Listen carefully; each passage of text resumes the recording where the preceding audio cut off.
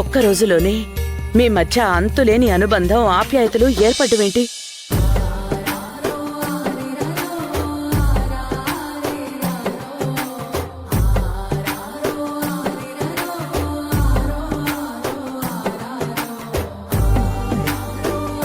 నువ్వు శ్యామ్ దగ్గరే ఉద్యోగంలో చేరడం ఏంటి?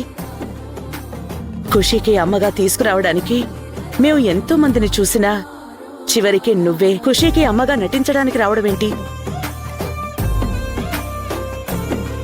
ఇదంతా ఊరికే జరగలేదు రాధా.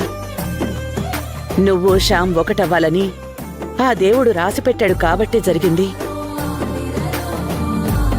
ఖుషీని నీకన్నా ప్రేమగా ఎవ్వరూ చూసుకోరు. అలాగే శ్యామ్ని నీకన్నా బాగా ఎవ్వరూ అర్థం చేసుకోలేరు. వాళ్ళిద్దరి జీవితాన్ని సంపూర్ణం చేయగలిగేది, సంతోషంగా మలచగలిగేది నువ్వు మాత్రమే రాధా. అందుకే దేవుడు నిన్ను వాళ్ళకి దగ్గర చేశాడు. శ్యామ్ గారికి నీకు మధ్య ఏ బంధం లేదని నువ్వనుకుంటున్నావు.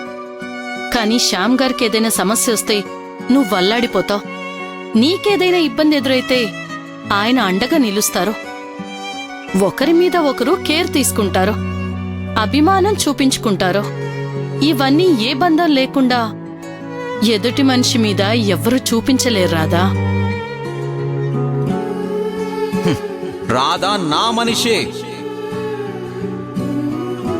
తనకి ఎవరున్నా లేకపోయినా నేనున్నాను.